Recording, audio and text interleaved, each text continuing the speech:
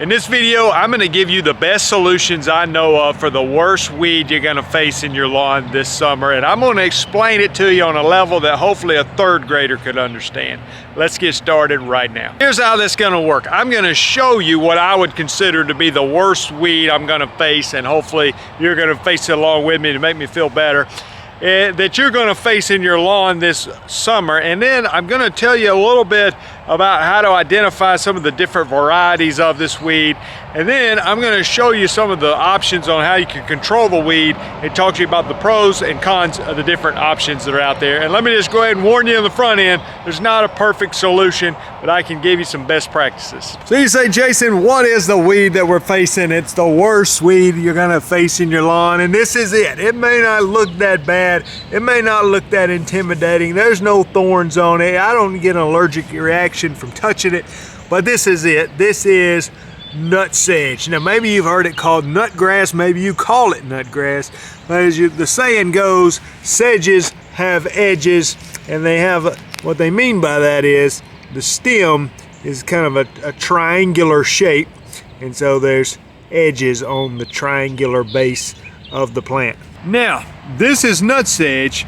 but we're just going to call it sedges in general and talk to you about three different categories of sedges, or I don't know if categories is the right way, but let's talk about yellow nutsedge, purple nutsedge, and then we're going to just put the kyllinga in one category. Kyllinga, K-Y-L-L-I-N-G-A. There's multiple varieties of kyllinga, but we're going to just group it all together because I don't think we need to go on the level of identifying various forms of kyllinga. And if I'm being perfectly honest, I can't tell them all apart myself. So let's start with yellow nutsedge versus purple nutsedge, and why is that important to know the difference? Well, in general, yellow nutsedge is probably a little bit easier to control than purple nutsedge, and there's some products that are going to work on yellow nutsedge that are not going to be very effective on purple nutsedge. Let me just make it simple how to tell the two apart. Now, if you're a type of person that has a lot of common sense, you might look at this nutsedge and say, Jason, that doesn't look yellow or purple. I would call that green. I would tend to agree with you. Yellow nutsedge typically grows more upright and is going to have a sharper point on the leaf here. It is a lighter shade of green than purple nutsedge, which is a darker shade of green. So if I'm looking at this right here, and you see it's growing more upright, not falling over pretty easily, got a fairly fine point on it, a lighter color green, I'm going to say that that is yellow nutsedge, and I feel pretty confident about that. Now, I'm not 100% sure I'm correct on this, but if you look at this one, grows a little more horizontally, falls over, not as upright, a little bit darker colored leaf. Now it's been mowed off, so I can't see the end of the plant, but if I was guessing, I would say that's purple nutsedge. I'm not 100% sure. I'm actually more confident that the other one was yellow than I am this is purple, but you see the difference. One is more upright with a finer point, yellow nutsedge, darker and more laying over to the side with a duller point is going to be your purple. Then you get into this, and hopefully this is helpful for you, because you can see, and it's a little bit early in nutsedge season, but you can see here what I refer to as a spiky ball on top, and this isn't exactly an indicator. But when you get into kyllinga, it's going to bunch up more so typically. So I don't know if you can see the difference, but these little thinner leaves here is a kyllinga, and then here's a nutsedge plant in the middle of it. The leaf is about twice as wide as it is on the kyllinga. It's growing more upright, and it's just kind of a singular plant. Now there may be many singular plants, but when you see all the kyllinga, it almost forms a mat, and you can see you end up getting the spiky ball little thing on there. There's different types of kyllinga. You may have green kyllinga, false green kyllinga. There's other ones. For the sake of this video, hopefully you can just see the difference of this matted kyllinga versus the singular plant here that's nutsedge. Now kyllinga is a sedge as well, it's just not nutsedge, it's kyllinga. Now we got that out of the way, let's talk about how to control these weeds in your lawn. Now one practical tip I like to give people is, hey, how about don't run your irrigation 5, 6, 7 days a week, okay? We tell people, and that may be different where you live, I understand different soil types, different amount of precipitation, but we tell people here in Alabama, in the area I'm in, to please run your irrigation about 1 day a week early in the morning.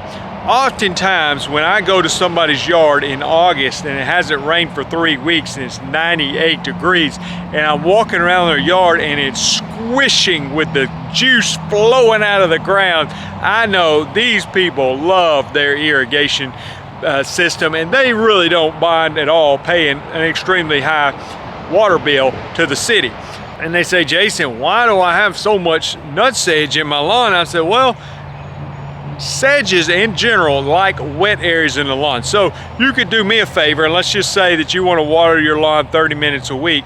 Or, you know, for the sake of argument, let's say you want to water it 3 hours a week, which is totally excessive. I would just say take that 30 minutes or the 3 hours, whichever it may be in your case, and do it all at one time. So just turn that thing on at 4 a.m., let it run 30 minutes per zone, and be done with it for the rest of the week, or 3 hours, you know. But let's don't run it 10 minutes a day, 7 days a week, because you're just asking to create an environment that sedges love and fungus and other problems that can come from watering in that particular way. Now I want to walk over here and show you some of the different products that we use to control sedges, talk to you about the pros and cons. And one of the reasons that it was important for me to talk to you about yellow versus purple versus kyllinga is because some of the products that we're going to use might be effective on yellow nutsedge and kyllinga, but not so effective on purple nutsedge. Some other products might do pretty good on yellow nutsedge and purple nutsedge, but not so great on kyllinga. And then there's some products that are going to be doing pretty good on all of them. Oh, by the way, those might be some of the more expensive products.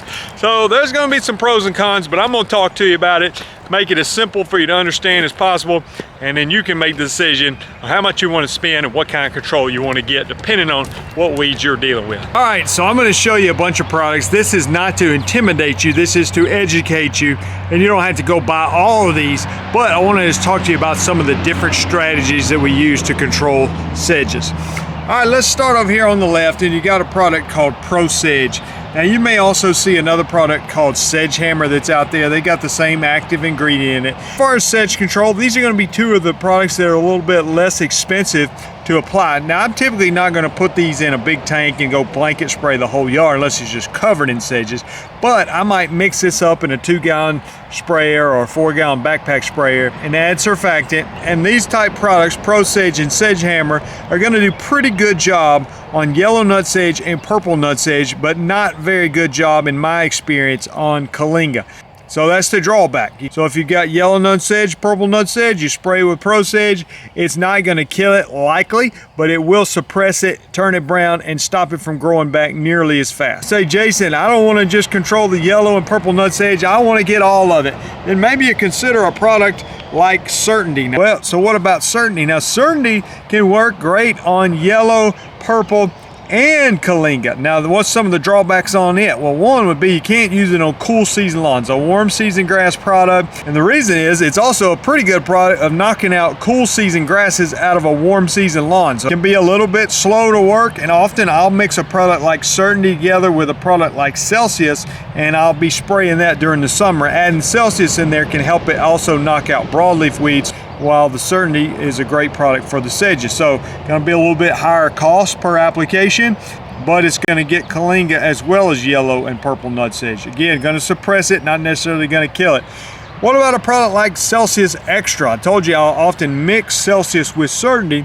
Well, Celsius Extra would be the idea of mixing Celsius with a product like Pro Sedge. You're going to be able to control your sedges, and Celsius alone can have some activity on kyllinga. So this may give you a little bit of activity on kyllinga and also going to knock out broadleaf weeds, but going to be pretty effective like Pro Sedge or Sedge Hammer on yellow and purple nutsedge. Now a different strategy you might use is using a product like Dismiss. Dismiss has the active ingredient sulfentrazone, and it's going to be a relatively inexpensive product even for blanket spraying a lawn. Now what's some of the negatives on Dismiss? Dismiss is going to give you that quick burn down action, and you can use it up to 12 ounces per acre. Some of the drawbacks on Dismiss is it can discolor the turf and cause some browning in the turf, but you can use it early in the year before the turf is, in our warm season grasses, you can use it early in the year before the turf has turned green, and it can help suppress a lot of sedges. Matter of fact, you combine the active ingredient sulfentrazone with this commonly used pre-emergent, prodiamine, and those two ingredients combined is a product called Echelon. Echelon can be applied in the spring and gives you some great control on your sedges. So it can work. It can even work applying it before the sedges start appearing in the yard, and can keep them down for quite some time, especially when applied at that high rate of 12 ounces per acre. Again, the negative is you can cause some turf discoloration by using Dismiss. And let me say that the Dismiss products typically have better results on yellow nutsedge and kyllinga, and not as good as results on purple nutsedge. Now you've got some products that have Dismiss in it, or when I say Dismiss, I'm talking about sulfitrazone. They have sulfitrazone. So a product like Blindside, that's sulfitrazone with metsulfuron. So it's going to kill some broadleaf weeds, and it's going to be pretty good on weeds like yellow nutsedge and kyllinga. Not as good on purple nutsedge, though it will give you a little bit of burn down. Again, you can cause some turf discoloration, especially when the temperature gets warmer. You go over to a product like Tribute Total, that hence the name, it's kind of a combination product that can work well on a lot of the weeds, broadleaf weeds, grassy weeds, sedges. Now the downside of the Tribute Total is a more expensive product, and it's only labeled for Bermuda and zoysia grasses. So for Bermuda zoysia grasses, you want to use Tribute Total. It can be effective on your kyllinga, on your nutsedge, and just about any weed you're going to see in the lawn, but at a higher cost. More products that have Dismiss in it, sulfitrazone. You got Dismiss NXT, so it's got sulfitrazone mixed with carfentrazone. So they get outstanding results on your kyllinga, on your yellow nutsedge, and have some results on the purple nutsedge, but again, a higher cost and potential to cause some turf discoloration.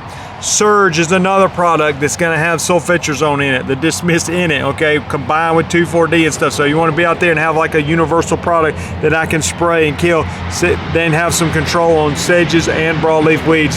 Surge is going to be cheaper per application than Dismiss NXT or Tribute Total. But like the other products that have sulfitrazone in it, going to be more effective on the yellow nutsedge, and kyllinga not as effective on the purple nutsedge. Now what about trying to get ahead of these weeds? You know, I mentioned the Echelon, and that's kind of the idea behind that is you spray Echelon, which is your prodiamine. I mean, you can buy it already mixed together with the sulfitrazone, and putting it out there, you know, March, April. You could even do it earlier if you're worried about the turf discoloration, and it's going to get ahead of those sedges, especially the kyllinga, which I think some varieties, I think some varieties, at least in our area, are annual sedges. And by doing that, you may be able to get ahead of some of those and start to see a reduction in the population year after year. So that is a strategy. Again, I'm not saying that it's going to fix all of it, but you may see a reduced population if you put that early enough. I've tried the same thing and have been for the last couple of years using Spectacle Flow. Spectacle Flow, can see right here on the front, pre-emergence herbicide for the control of grasses, annual sedges, and broadleaf weeds in warm season grasses. So you can't use Spectacle on cool season grasses. It's also expensive, but you can see there it can help you get some pre-emergence control on annual sedges, and I can vouch that it absolutely does that, and see a great reduction in the amount of kyllinga in the lawns when I'm putting out Spectacle Flow in March or April. And again, the negative on that, can't use on cool season lawns. It's expensive, and potentially overusing a product could cause some root pruning and slowing down a lawn's ability to recover from winter in the springtime. There's no perfect solution for sedges, but again, if you can identify which one's purple, which one's yellow, which one's kyllinga, and then know the pros and cons of the product you're using, you can use an approach to get good suppression. If you want to simplify things like I do sometimes, I just put Celsius and Certainty together, go spray every weed in my yard in a warm season lawn. It's pretty good. It's going to help with yellow, purple, and kyllinga, and also just about any other weed. But again, that's going to be limited to warm season lawns. You want to try something cheaper and you got just covered out, if you're just covered in sedges, maybe you go out there with some sulfitrazone, some Dismiss, and you blanket that yard 12 ounces per acre early in the year. I'm personally thinking about trying that next year, getting out there maybe before the grass greens up, late February into March, blanket it with Dismiss. Hopefully that combined with the prodiamine is going to be a good application, not only getting ahead of like crabgrass and things like that, but hopefully getting ahead of a lot of these sedges. And some of that I think is just in the life cycle. You're just getting that good burn down effect. If it's barely appeared in the lawn and you're burning it down and keeping it suppressed at this very early stage of its life, to where it's going to give you several months before it starts being a problem again. I'm not saying it's going to kill it, but I think there is some hope that year after year applications you can start to see a reduced population. I don't have every sedge product, so I can mention just a few more quickly. Solero is a product that New Farm makes that's also good for yellow, purple, and kyllinga. Going to be a little bit more expensive even than the Certainty. There's a product that came out a few years ago called Vexus. It's in a granular little shaker bottle. It's supposed to be outstanding results as far as reducing the population year after year. If you PBI Gordon, who made Vexus, came out with a couple of new products called Athion and Archon, and these take, I believe, I need to check the label if it's the same ingredients in Vexus, but it's that same idea, I believe, in a liquid formulation if you don't want to use the shaker granular formulation. Sedges reproduce like crazy. They seem to show up out of nowhere. I know this particular field behind me, we sodded it. It was solid woods, a swamp, nasty area. We put grass down and within no time there's nutsedge in there, and you think, where did it come from? Maybe it came from the sod farm. Maybe it magically falls out of the sky. I don't know, but sedges are seemingly everywhere in my area and they're difficult to control. But I hope this video is giving you some encouragement and giving you some strategies. If you got a strategy that I didn't mention, please leave it in the comments below to help all of us out. Thanks for watching. If you want to get into weed control and fertilization like me, you can go to lawncarelife.com. I've got resources there, including the Weed Control and Fertilization Academy, pricing charts, things like that. Also, you'll find information on the 2025 Lawn Care Life Conference at lawncarelife.com. Subscribe to the channel, share the video if you liked it, and we'll see you guys in the next one.